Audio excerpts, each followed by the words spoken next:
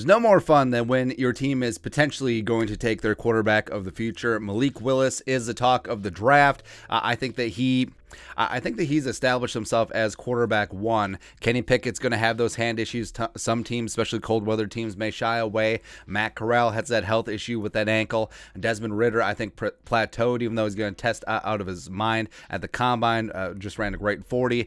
Sam Howell regressed last year after a lot of his weapons left North Carolina. Carson Strong has no knee. So I think that Malik Willis is that guy coming out of Liberty, the flamethrower. Nailed it. Also, at the combine, so there's been a viral moment about Malik Willis helping out what appears to be a homeless person. Now, deep down, I want to believe that every moment that we see is genuine, man. But the conspiracy side of me says, you know what? If I'm Malik Willis's agent and I want him to look really, really good for these NFL decision makers, just put this little moment out there. Like, does this homeless person have an IMDb page? Or what about the dude with the suit? Huh? What about the dude with the suit and the briefcase right outside of St. Elmo Steakhouse? Huh? Did they get? Is this the hostess? Or did they get a backroom staff person? Just be like, hey, $100, sit on this crate. We'll have a milk crate challenge later, and then Malik Willis will just give you some leftovers. I hope this is... Well, I don't hope that it was a real moment because hopefully that person actually isn't homeless. But anyways, it is what it is. Let's talk about Malik Willis, the pride of Liberty, who the Vikings did interview. They also interviewed Desmond Ridder. Ooh, let's get into him today. So, background, 6'1", 215, senior coming out of Liberty, was initially a 3-star recruit and joined up with Auburn for his first 2 seasons. Never really got the time of day, which, things that make you go, at Auburn. But then transferred to Liberty and has really taken off for Hugh Freeze and the Flames over the last 2 years. In 2021, he posted 2,857 yards passing, 27 touchdowns, 12 interceptions. Also ran for 891 as well as 13 touchdowns, put up a 91.6 PFF grade, leading Liberty to an 8-5 record and a win in a bowl game.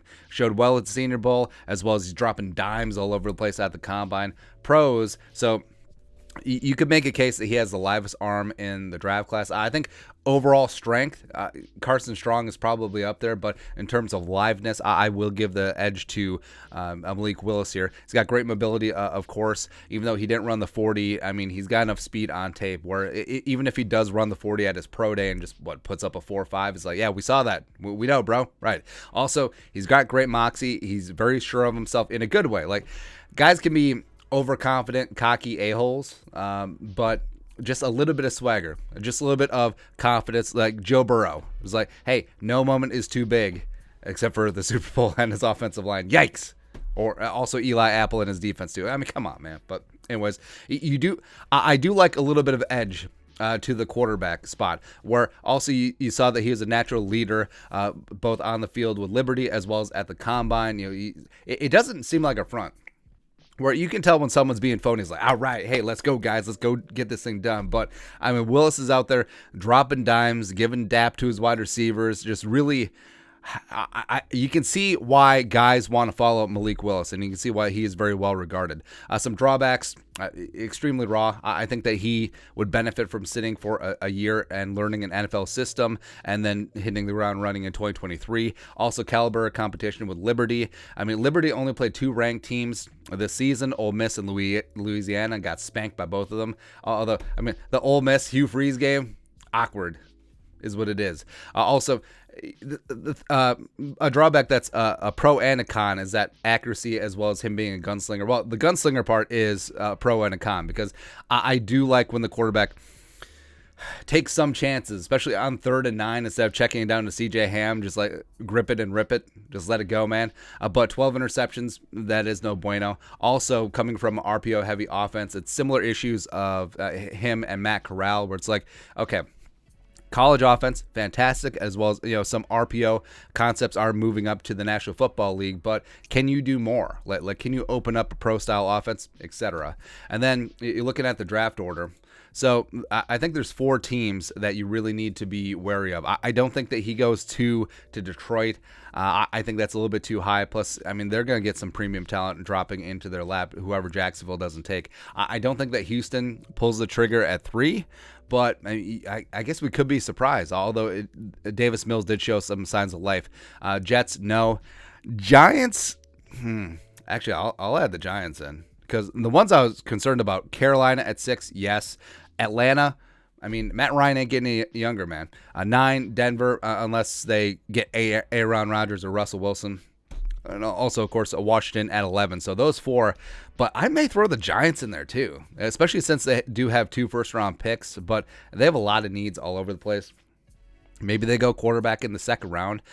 Maybe they try and get Desmond Ridder or Carson Strong or whoever at the top end of the second round. So maybe. But, yeah, I think that it would be surprising if a quarterback isn't taken before the Vikings at 12. And at this point, I think it would be surprising if Willis is still on the board at 12. But if he does get to the Vikings, I think that it would be a great luxury pick. And we're always about BPA, especially in the first round. And the Vikings, they do have a lot of, they do have the capacity to clear cap space, shore a couple things up in free agency. So you're not just begging and screaming in the draft that, hey, we need to draft a cornerback because we didn't sign Bryce Callahan or Tre'Davious Ward, or we didn't bring back Patrick Peterson in free agency, etc. And there is going to be a lot of talent on day 2, early day 3. Like we said, the meat of this draft, it's extremely flat.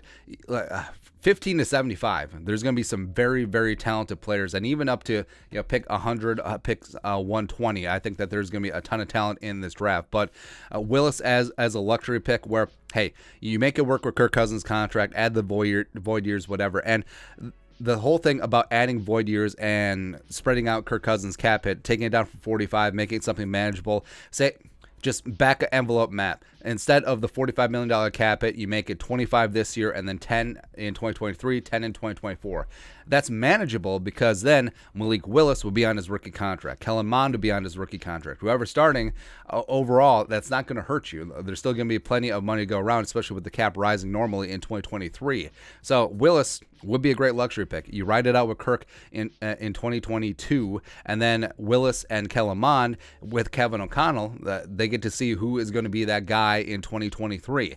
Plus, I think that Kevin O'Connell can relate to Willis and Kellen Mond, a quarterback with a big time arm as well as great mobility skills. I think that he can relate. I think that he can commiserate. I think that he is a good communicator as well. I think him, Wes Phillips, Jared Johnson, Shea can really get into Malik Willis as well as Kellen Mond, and next year we'll see what they got. So I'm on board, man. I am, but you really do have to check the boxes in free agency just to make sure you're not desperate, and because drafting for need keeps you drafting for need. And Willis at 12, and then the Vikings go out and get a bunch of talent day 2, early day 3. Woo!